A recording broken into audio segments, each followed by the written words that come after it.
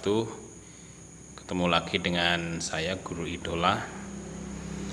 Hari ini kita akan membahas tentang mengidentifikasi isi dalam teks editorial. Editorial dalam suatu media massa cetak itu biasanya terdiri atau berada dalam rubrik yang sama, yakni opini ya. Kalau di Suara Merdeka atau di Kompas itu biasanya ada di halaman 3 atau 4 gitu. Di dalam rubrik ini terdapat editorial, artikel, dan surat pembaca. Ketiga ragam opini ini biasanya berada di bagian tengah surat kabar atau majalah, yaitu di halaman 3 atau 4 ya, atau 5 gitu. Jika dicermati satu demi satu, setiap rubrik halaman awal biasanya berisi headline news atau berita utama. Pada bagian ini tulisan hanya bersifat memberitahu pembaca. Kemudian di halaman-halaman berikutnya biasanya berisi berita yang lebih spesifik, misalnya berita yang terkait dengan kejadian berdasarkan tempat. Kemudian baru diikuti dengan berita luar negeri, kemudian opini. Penempatan ini itu dimaksudkan untuk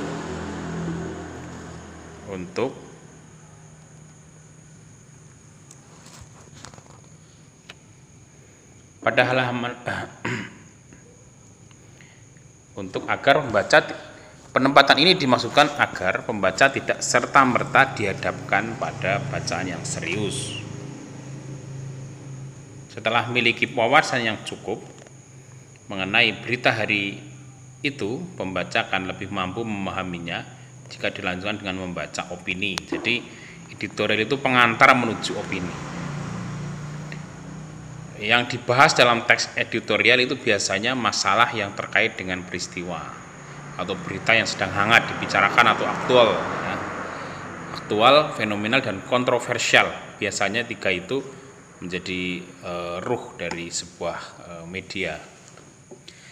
Di dalamnya terkandung fakta peristiwa sebagai bahan berita. Fakta ini ditelusuri kebenarannya dengan berbagai strategi.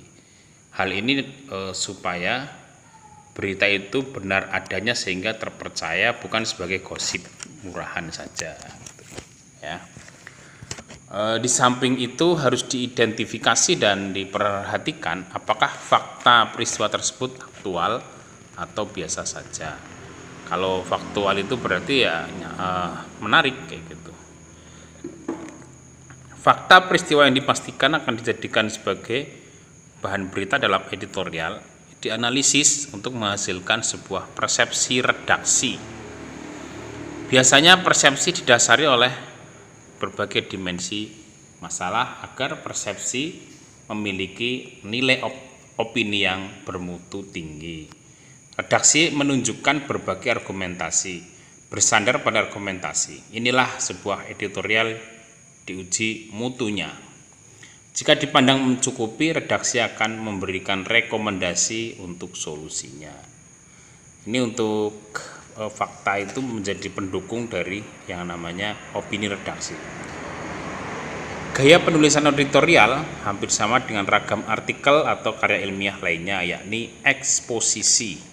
Jadi kita masuk dalam kelompok teks eksposisi. Eksposisi adalah tulisan yang bertujuan mengklarifikasi, menjelaskan, atau mengevaluasi. Strategi pengembangannya itu berbagai pola ya. Ada yang seperti contoh, kemudian melalui proses, kemudian sebab akibat, klasifikasi, kemudian definisi, kemudian analisis, kemudian komparasi, dan kontras. Jadi macam-macam ya pola dalam pengembangan paragraf eksposisi. Dilihat dari isinya, editorial yang bersifat ekspositoris itu berisi tesis atau pernyataan umum, kemudian diikuti oleh argumentasi-argumentasi secukupnya, dan diakhiri dengan penegasan ulang atau argumentasi dari unsur ketiga tersebut dalam editorial itu biasanya harus ada. Nah, untuk bisa lebih mendalami, marilah kita lihat contoh dalam teks yang ada di link di bawah ini. Ada juga di Classroom ya, linknya silakan diklik. Itu berisi tentang sebuah editorial yang ada di sebuah perusahaan.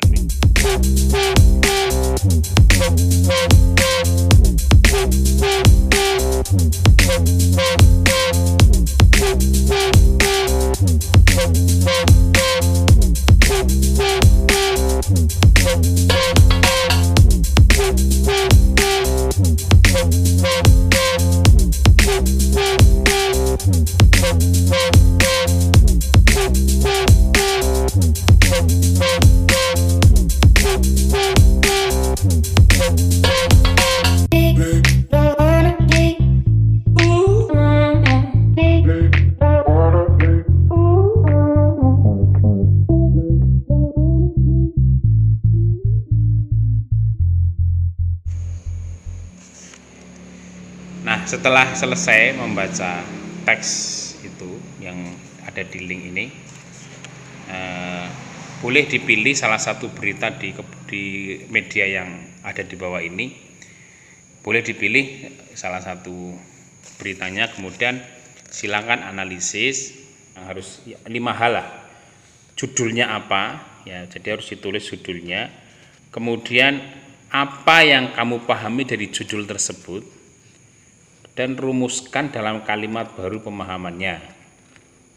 Kemudian 3, apa kata kunci dalam paragraf pertama? Kata kuncinya apa? Nanti itu. Kemudian yang keempat, rumuskan kembali dalam kalimat baru pernyataan umum dalam paragraf pertama berdasarkan kata kunci yang sama yang kamu temukan. Yang terakhir, apa kata kunci dalam paragraf berikutnya? Jadi kata kunci utamanya apa? Oke, untuk tugas itu saja. Jadi ada 5 pertanyaan yang harus dijawab. Yang tadi, tulis kembali apa judulnya, apa yang kamu pahami dari judul itu, kemudian apa kata kunci utamanya, kemudian yang keempat, rumuskan kembali dalam kalimat baru pernyataan umum dalam paragraf pertama berdasarkan kata kunci yang kamu temukan. Yang kelima itu apa kata kunci dalam paragraf kedua dan paragraf-paragraf berikutnya. Ya, mungkin itu cukup jelas. Kalau ada pertanyaan nanti bisa di Google Classroom.